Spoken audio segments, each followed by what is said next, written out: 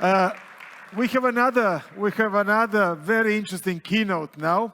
It's going to be presented by Lars Rinnan, who is founder and executive chairman of Amesto NextBridge. He's the futurist and one of the leading voices in new technology, the man who started 6 companies over within the span of 7 years, and who knows a lot and likes to share his knowledge.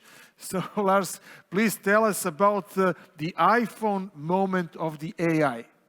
So let's jump straight in. Do you remember this moment in time? It's January 9, 2007. It's Macworld. Apple has said that they're going to launch a new product, but no one knows what it's going to be. And excitement is really high. And then Steve Jobs comes on stage and he holds up this thing, the iPhone. It's something that the world has never seen before. It's a smartphone. You know, phones before that moment used to be really small. The screen was like, you had like one line of text. Here you have a full screen, it's touch sensitive, and on the screen are apps. Not very many apps, admittedly, but there are apps. And this changed everything. Take a second to remember what your life was before this moment.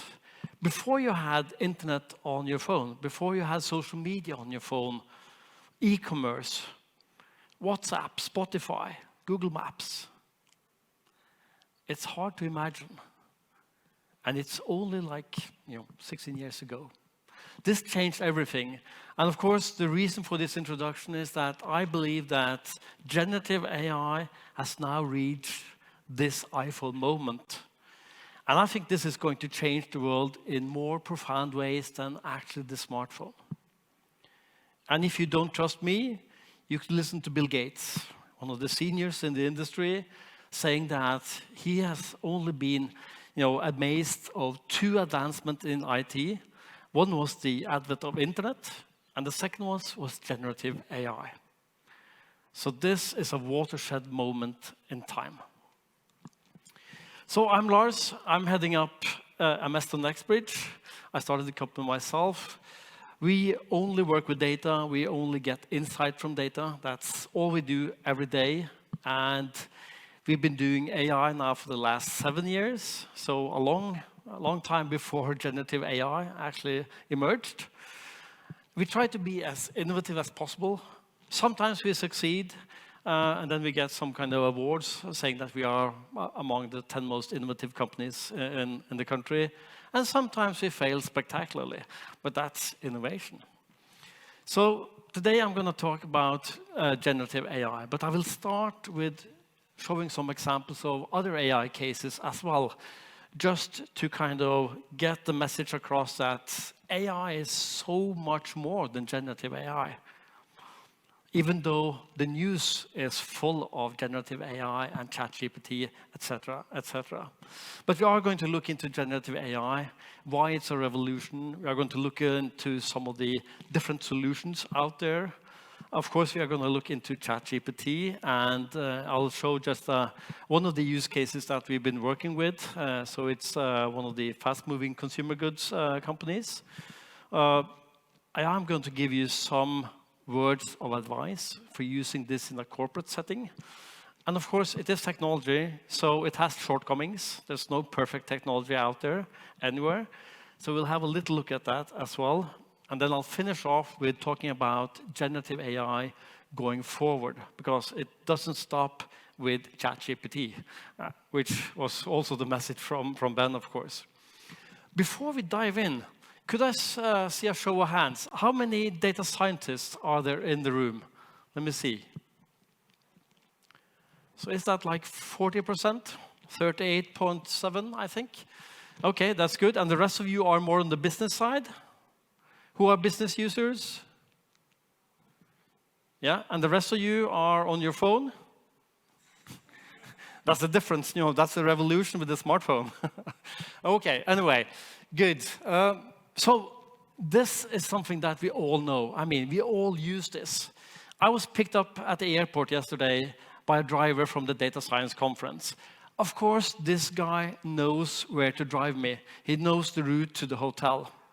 Do I punch in the address on Google Maps even though? Of course. Because you trust technology more than you trust people. If I'm going from A to B with my significant other and she says, I know the way, I will definitely punch in the address anyway, because I trust Google Maps more than my significant other. And this is a sign that technology has become, everyday life. It's an integral part of our fabric. We trust this. Spotify, same thing. Spotify has learned that Lars likes, British 80s synth-pop, like Depeche Mode. But it has also discovered that Lars doesn't like British 80s synth-pop soft cell. There's a very subtle difference. And those of you who know, you know. But Spotify has learned this. So we all use this. So let me give you some examples of AI not being used by everyone all the time. And instead of finding some fantastic use cases from Google or Amazon or these kind of companies that, well, frankly, it's hard for us to relate to those kind of companies because they have enormous resources. So these are 4 examples that my own company has done. So I know them intimately. They're a lot more small scale than anything Google has ever done. And I think that's actually more interesting. So let's dive in. First of all, we have actually decoded how bees communicate to each other within the beehive. Now that's pretty strange, isn't it? Why the hell do you want to do that? Well, the reason is that bees are dying at an alarming rate. And 1 of 3 reasons why the bees are dying is that they can't find food in a reasonable distance. So the thing is that when the bees are out flying, they find food, they come back to the beehive, and they want to tell the rest of the bees where they found the food. And they do that by a dance. It's called the bee waggle dance. It's kind of like a figure-8 motion. So they go in the middle of the figure-8, they waggle their tail, 15 hertz, we pick up that. And the straight line in the middle of the figure-8 points directly to the food source, relative to the sun. And the bees always know where the sun is. And 1 second, or about 1 centimeter of dancing, equals approximately 750 meters in the terrain. Then you have direction, you have distance. You can actually translate this to a map, of course. Then you can see where all the bees from all the beehives actually found food. Turns out that most of the beehives are actually wrongly located. They're too far from the food source, so the bees die. Problem solved. You can move that. So this is good for the bees. They don't die. It's good for us humans because bees pollinate a lot of our food. And it's good for profit as well. Staying in the animal kingdom, this is a krill. It lives in the ocean. It's about 4 to 5 centimeters long. There's most of it and the highest quality in the Antarctic Ocean. So this company, Aker BioMarine, they are actually living out of harvesting krill in the Antarctic Ocean, pressing it for the krill oil, which they sell at really high prices. And they asked us, can you actually use machine learning to predict where you can find krill at any given time? And we said, what is krill? We'd never heard about it. Now I think we could actually write a PhD thesis about it. But we started off, collecting a lot of different data sources. So we connected to NASA satellites.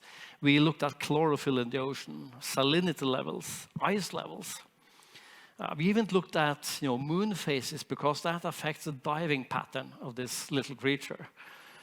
And at some point, we even connected to 2 large blue whales swimming in the ocean because they eat 4 to 5 metric tons of krill every day, so they know where to find the krill. That turned out to be a really unstable data source. So one of them just went off-grid. We don't know what happened. Maybe the sensors fell off, maybe it died. We don't know. The other one swam over to South America in what the researchers called holiday. And of course, we said, we cannot use that as a data source. So we skipped that. But even though, at the end of the day, we were able to predict with a lot higher accuracy than Aker BioMarine, where they could actually find krill on any given point of time. So of course that's good. They fulfill their quotas. The ships that harvest the krill spend a lot less fuel, which is good for the planet. It's also good for profit. So third example, cancer. Awful disease. Cancer data is really full of personal information and identifiers. And for this reason, you're not allowed to share cancer data between different research organizations.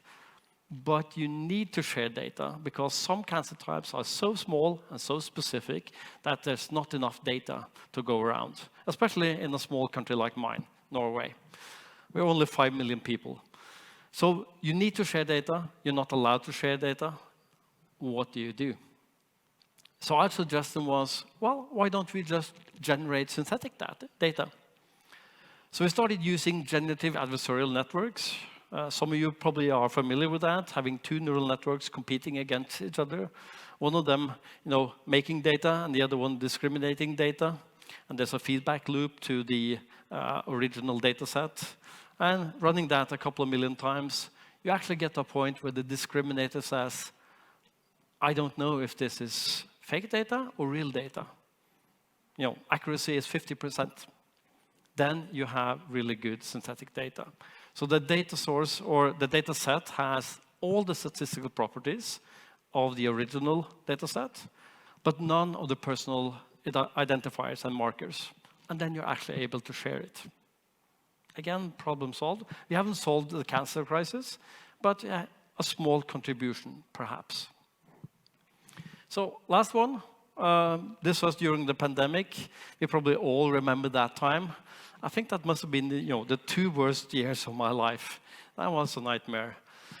In the middle of the pandemic, the International Red Cross contacted us saying that we have a huge problem. We are one of the largest organizations on the planet. We have 165,000 local offices all around, and they're all sending us free text reports about COVID-19 outbreaks.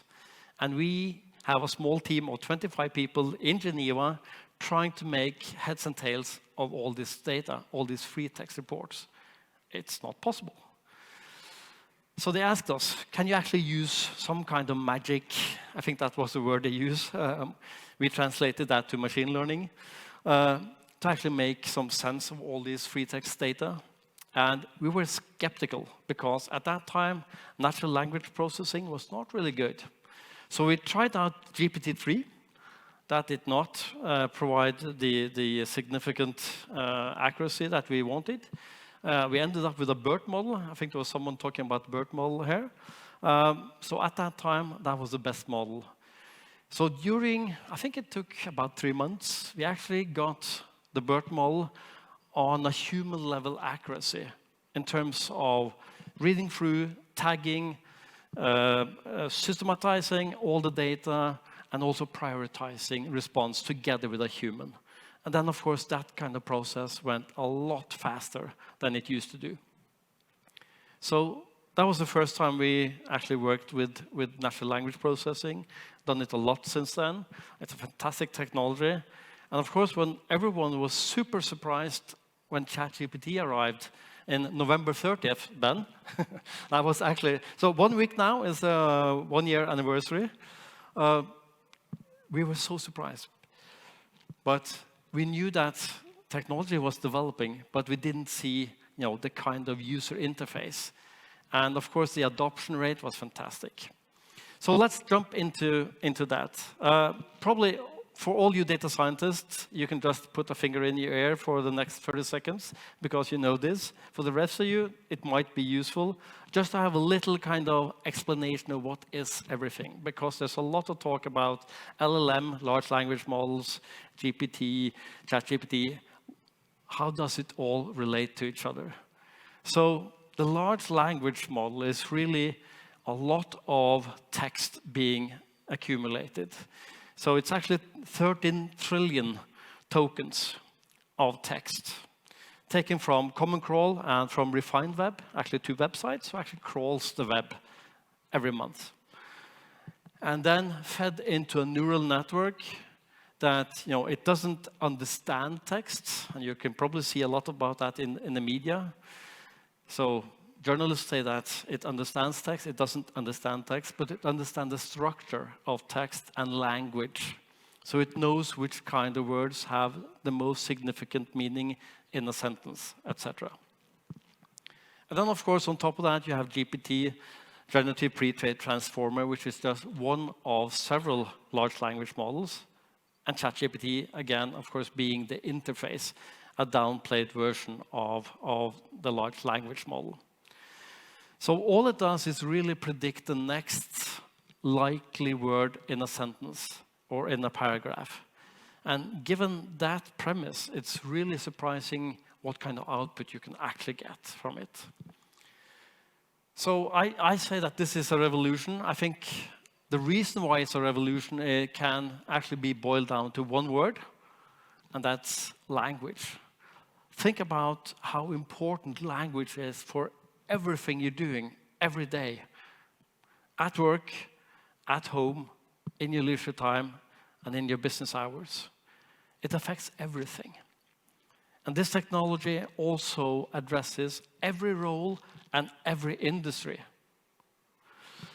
And you're probably wondering, why is there a Viking on the screen? So the reason is that a few months ago, I was in Cairo doing a talk, and as every Norwegian does when he travels abroad, we are so proud of our Viking heritage that I wanted a Viking. I wanted a picture of a Viking, but in front of the pyramids. I was in Egypt. I could see the pyramids, actually. But try to find that picture while you're looking at stock photos, or if you're searching on Google Pictures. You can't find that picture. So then, of course, I had to make it myself. So I used DALL-E 2, and of course, it's nowhere near the quality that Ben showed, but I was really satisfied with this one. I think this was in March. And of course, the Egyptians loved this picture. They'd never seen anything like that.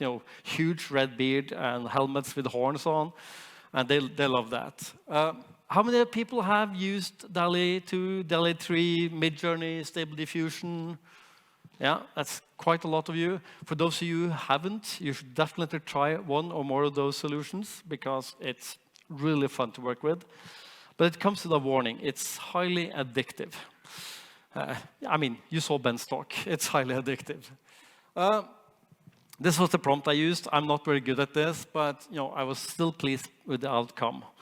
And of course, it looks a lot better than the boring stock photos. You have the same thing with speech. There's a solution called Valley. It can take your speech, turn it into text, and of course, text can be analyzed. Quite useful for customer service and a lot of other use cases. Valley 2 can actually take 3 seconds of your voice, and then it can make as much voice that sounds exactly like you as it likes, or as you like. And of course, it doesn't take too much imagination to understand that this can be used for fraud. And of course, it is being used for fraud all the time. But it's just technology. Technology is not sentient, at least not yet. So it's not good, it's not bad, it's the people using the technology who are doing the fraud. It's not the technology. Text, ChatGPT, we'll have a look into that. Also on the programming side, there's a model called Codex, which is the model underneath GitHub Copilot. Some of you might have tried that. Who has tried Codex or GitHub Copilot, Visual Studio Copilot? Yeah, quite a few. We'll also have a look into that. Are there any Drake fans in the audience? Take some courage to say yes. There's one, there's one courageous guy there. That's good. So a few months back, there was a new song by Drake. I think it had like 400,000 playings in the first 24 hours. So that should be a success by any standards.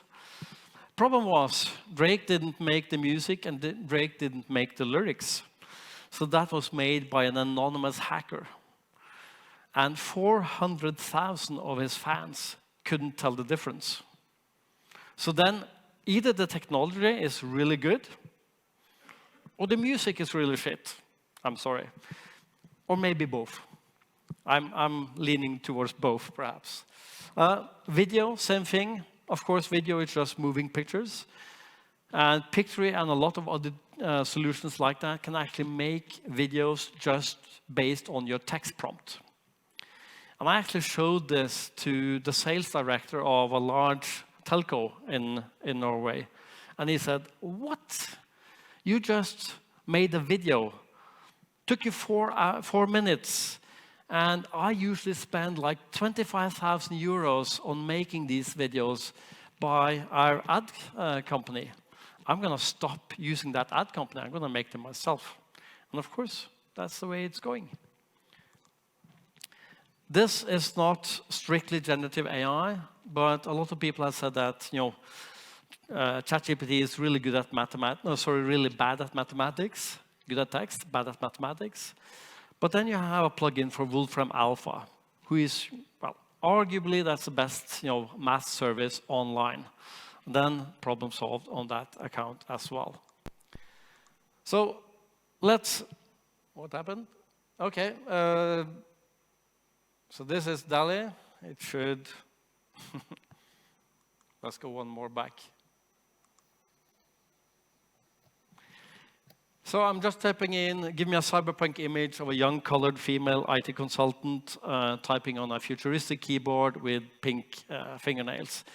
As I said, I'm not very good at prompting. I see Ben is kind of smiling. And this comes out. I mean, you can like it or you can dislike it, but I mean, it's a lot more edgy than your, very politically correct stock photos, which is, they are so boring. If you want, different variations of that, you can ask for that if you have a presentation or something. And of course, these are not copies. This is my image. Well, it's not as good as Ben's, but it's mine. I made it myself. And of course, you can make pictures, in the style of famous artists like Salvador Dali. That's where the name comes from, of course. It could be Edvard Munch, or it could be a living artist. And of course, then you are maybe threading into some kind of legal problems. And you can also upload your own pictures, of course. The last one was DALL-E 2. This is DALL-E 3. So between those two pictures, with the exact same prompt, is like 6 months, I think. So totally different picture. Quality a lot better, because DALL-E 2 was quite bad, to be honest. Midjourney was a lot better. DALL-E 3, I think, is approaching the level of Midjourney. And this is openly available for all of you. So if you haven't tried it out, which seems to be half the room, you should definitely try it out, because it's really fun, and it kind of puts an edge to your presentations. So most of the presentations, or most of the pictures in the rest of the presentation, is actually made by me. And of course, this one's for you, Ben. So I met Ben here in Belgrade last year. I've been following his Instagram, and there's a lot of pictures coming out, and I think these pictures are amazing. Of course, he has moved on since then, but still the quality is amazing. And I've showed this to probably tens of thousands of people, and they all are, they think it's jaw-dropping. Okay, Codex. Some of you has used it, not all of you. If you haven't, if you are a programmer or something, you should definitely check it out. I mean, you can have your code explained if you're taking over code from someone else, which happens all the time, and you're thinking, what the hell was he thinking? You can actually have it explained. You can have the code line finished for you. If you agree with the suggestions, it's just tab, tab, tab, finished. You can actually have it documented, which is, actually huge, because I don't know any developer who likes to write documentation, because it's boring. So either they don't do it or they do it sloppily. Here you can have it automatically. You can add comments, you can debug, and you can refresh your code. So some of my people, or a lot of my people, are actually using this. Some of them said that this is actually giving me like around 20% productivity boost. Now that's one more day a week. That's pretty good. That's pretty good. Some of the other guys in my company say that this is giving me like 200% productivity boost. Now, I don't believe that. That sounds like kind of a salary negotiation, and we're not going down that path. So, but it's definitely worth checking out. So I'm not a programmer myself, so I had to check it out. I had to try it. So I wrote, make a red ball bounce around the screen. Very simple program. And I hit enter, and it starts spewing out JavaScript code. I mean, it's not very complex code, but I couldn't write that myself. I know there's something happening here. There's a ball, there's some direction, and there it comes, a red ball bouncing around the screen. And I was so happy. I was jumping with joy. Silly program, but you get the idea. I mean, 7 words, and I had this small program. I know people who have made, not the entire website, but pretty substantial parts of websites, just typing in natural language what they want to be programmed, and they get that. Now that's pretty impressive. And of course, computer code is language. So it goes back to why I said language is the reason for the revolution. So let's have a little look at ChatGPT. Is it worth having a hand raise? I'll do it the reverse side. Who has not used ChatGPT? Let me see some courageous people. There's one. That's any more? One? Yeah, so pretty courageous. So that means you have tried this. But of course, the use cases are numerous. You can use it for almost everything.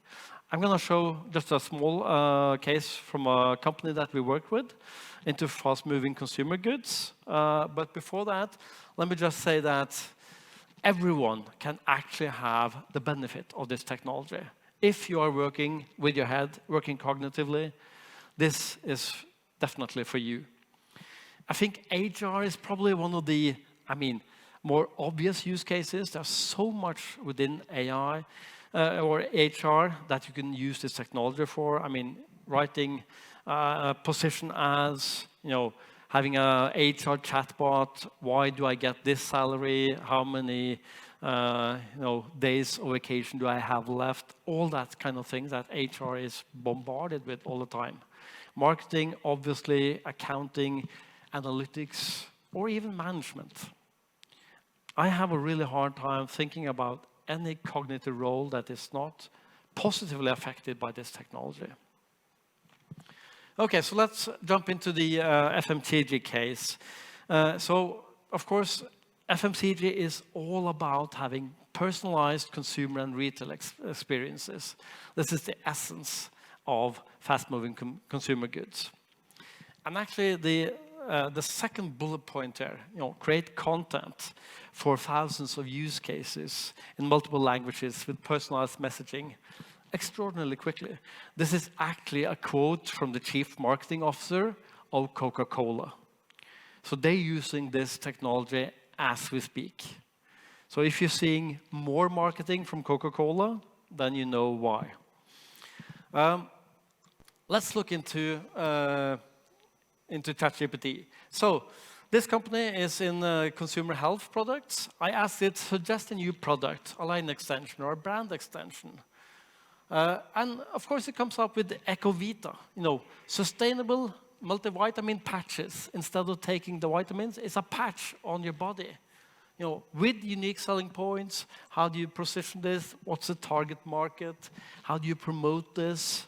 How do you plan the distribution of this kind of product? And what could actually be the future extension? I didn't even ask for that, but it still gave me that. And of course, I had a room full of really experienced people within the FMCG. And this is one of the largest multinationals in this product, in this area. And they said, this is fantastic. We often do brainstorming events, trying to come up with new product ideas or brand extensions. and we never agree. It takes a lot of time, and we've all been working in this company for like, tens and tens of years. But this is novel. This is something else. It wasn't perfect, but they had a lot of ideas just from this response to this prompt. Yeah, we can do this, we can do that, we can do the second thing. So it kind of gets your creativity going. Even though it's not perfect, they were amazed by this. And of course, you can go on. Okay, so let's go on. Let's have a website for this same product, the Echo Vita. And of course, it provides the outline of the content of the website. So this is how it should look. That's a homepage. How should the banner image look? Why should you use patches instead of having vitamins? What is the eco commitment, which is probably a really important part of this? What are the benefits of this, etc., etc.? And of course, anyone working in marketing or web design could actually do this, but not at the same speed and not at the same accuracy. So this is really, really helpful for this kind of use case. And yeah, okay, let's finish.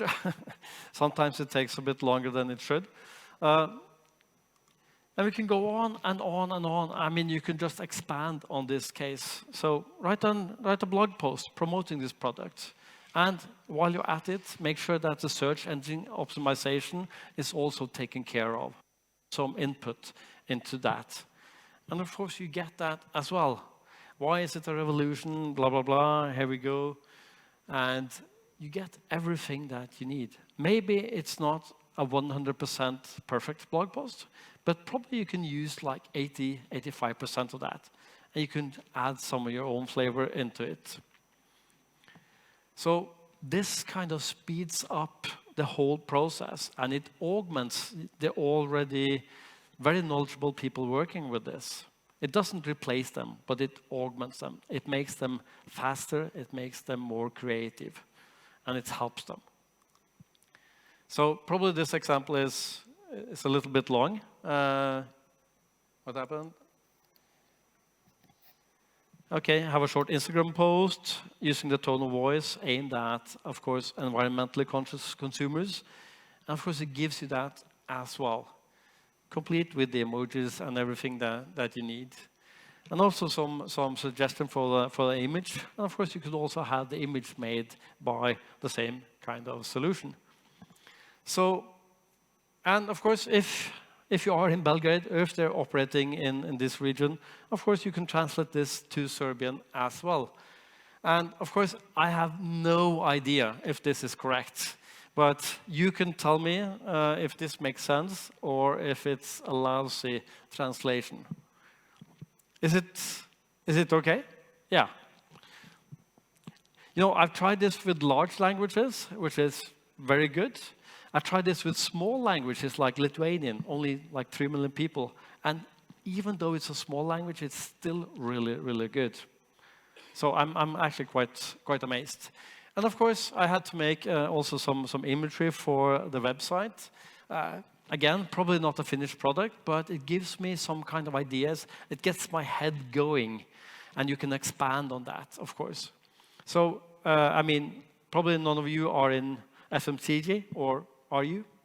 I didn't ask. Are there anyone in FMCG? There's one. Okay, yeah. Is this helpful? Yes. Thumbs up. I like that. There's a lot of things you can do with this technology. And FMCG is just one of thousands and thousands of use cases for this. But if you are using this in a corporate setting, because most of the people I talk to, when they say they have tried ChatGPT, they are using the open website. And of course, if you are using it in a corporate setting, you do not want to use the open website. And why? Well, it's open. So everything you put into this system is openly available. There's no security, there's no privacy, there's no confidentiality at all. So you should not put in anything into ChatGPT that you're not happy to put into any kind of, let's say, internet discussion forum. And I've talked to lawyers who have prepared for law cases using the open web solution. And of course, when I tell them that you do know that this is open, and their face just turns white. So you don't want to use that one. And of course, there are solutions. If you want to use ChatGPT, which is made by OpenAI, which is funded by Microsoft, then you are, of course, on the realm of Microsoft. Then you need to use Microsoft's cloud service, Azure. And in Azure OpenAI services, this is where you find all the different models that we talked about now, and also more models. And there you can develop your own solution based on those models in a secure environment, which is scalable, it's faster. But perhaps the most important part is that you can actually fine-tune the large language model based on your own company data. And a company that actually did just that is Morgan Stanley. You probably know them, one of the largest wealth management companies in the world. And they were really, really early on, early adopters with this technology. And what did they do? So they took all analysis that they have ever made, or at least, maybe the last 10 years. All company analysis, all market analysis, all stock analysis, all competitor analysis, fed it into the large language model, fine-tuned it on top of that, which is already made. And then they made that available for everyone in the company. There's 75,000 people in the company. They made it available for those who needed that in a chat interface. Now think about that. This means that you actually have all the collective knowledge of a huge multinational company at your fingertips. It's a bit like having, the best people in the whole company just sitting on your desk, waiting for you to ask a really, really hard question, and then getting instant, fantastic response and answer to that question. So this changes the competition in that market. And I'm pretty sure that all of Morgan Stanley's competitors kind of jumped on the bandwagon the second day after seeing this, because it's just too good for competition. So not to do that. So of course there are some shortcomings. Every technology has some shortcomings, and some of them I agree with, some of them I don't agree with. But these are the common things that you will be confronted with. So some people say that you get flat text out of ChatGPT. Well, it's a bit like shit in, shit out. If you feed it with flat text, you get flat text back. If you ask for a Shakespeare sonnet, you get that out, and you couldn't say that flat. So I don't agree with this.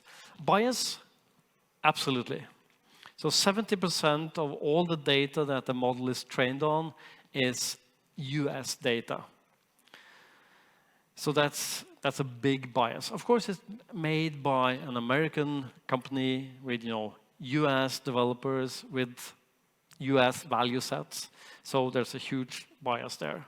And of course, this actually led Abu Dhabi to make their own large language model, because they said, well, we can't work with the US model. We'll need to do our own model. And of course, they have enough money, and not talent, but they imported talent, and then they made their own large language model. Information up to September 2021, that's an old thing, but you still hear it. That was the cutoff date for GPT 3.5. Now you have connections to the internet, so that's not a problem anymore. Mathematics, we talked about Wolfram Alpha, not a problem anymore. Confidentiality, we talked about Azure, not a problem anymore. Politically correct? Yes, absolutely. I think this is perhaps my favorite example. Someone asked it, how much is 2 plus 5? Well, 2 plus 5 is 7. Well, my wife says it's 8. No, it's actually 7. Maybe your wife made a mistake or misunderstood. My wife is always right. And then it just folds. I apologize. I must have made an error. My training data only goes up to 2021, which has nothing to do with this case. If your wife says it's 8, then it must be 8. So yes, it is politically correct to the point where it actually, does wrong mathematics. So going forward, I think Ben actually gave you some really good inspiration on what's happening next, or could be happening next in this field. There's definitely something happening going forward, and one of the most important parts is something called multimodality. This is something you're going to hear a lot about. So this just means that you have different modes of interacting with the large language models.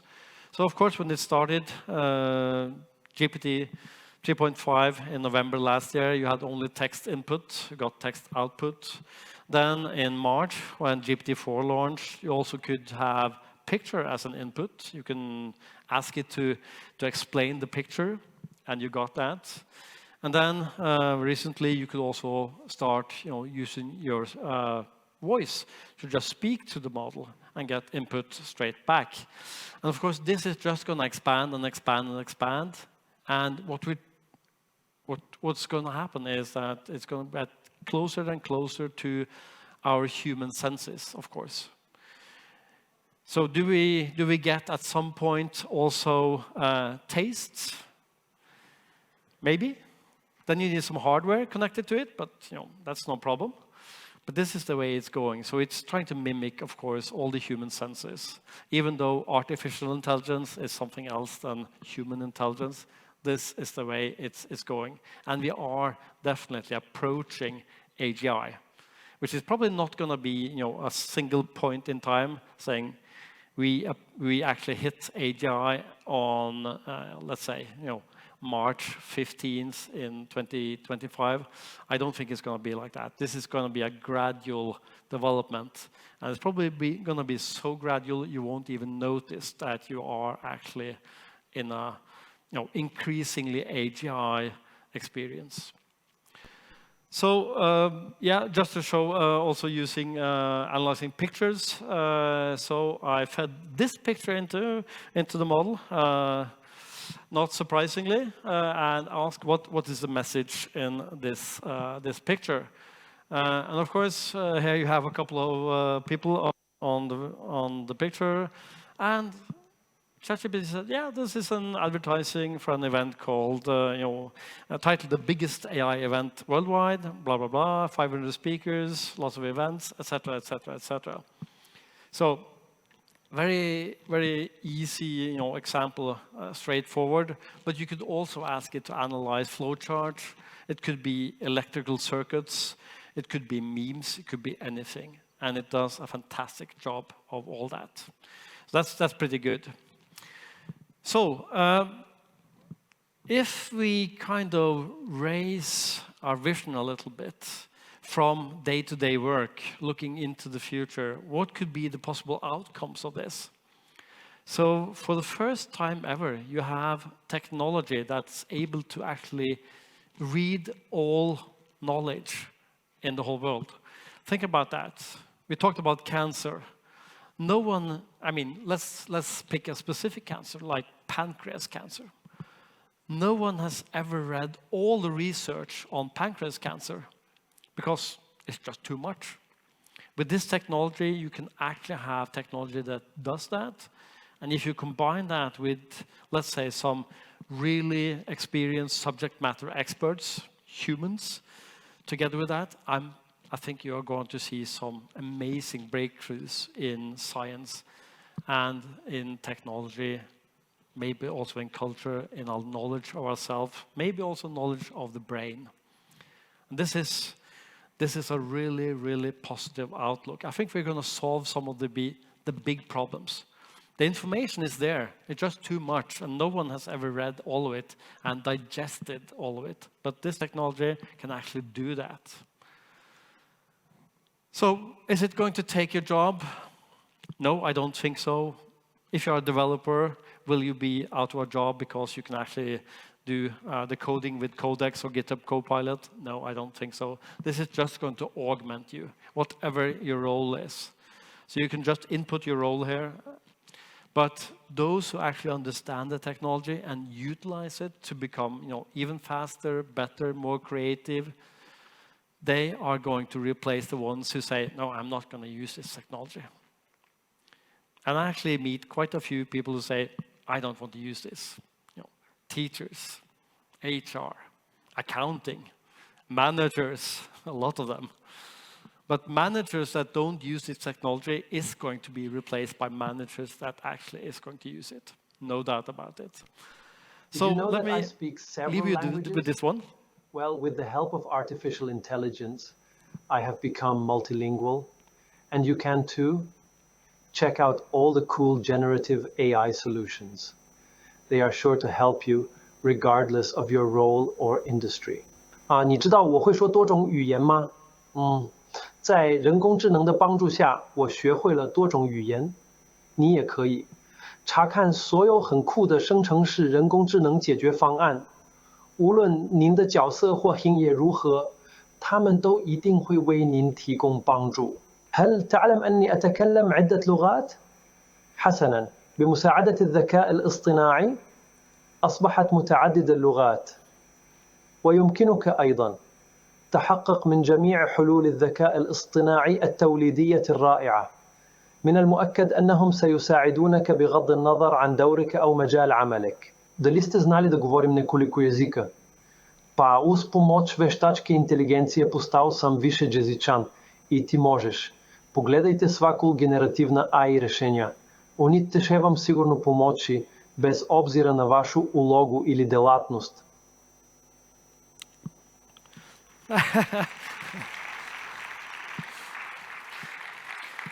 Of course, I had to try to speak Serbian. I don't know if it was good, but also Arabic, also Chinese. Of course, I don't know any of these languages. This took me 4 minutes to produce, and this is what is happening now. I mean, think about multinational companies, multinational, education programs or town halls. It's pretty amazing.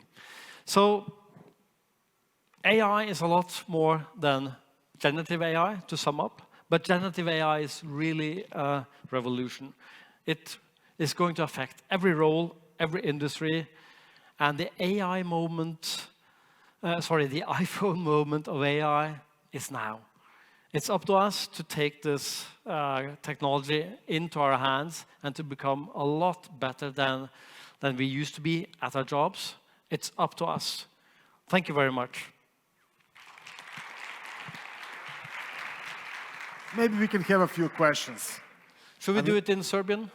Yes. I wanted to ask you, how far are we from doing this in real time? So if I'm on a Zoom talk with you, I can talk with you in Serbian and you can talk in Norwegian, and we will get the translations, with our faces. Yeah, I think we're pretty close. We're probably talking about months.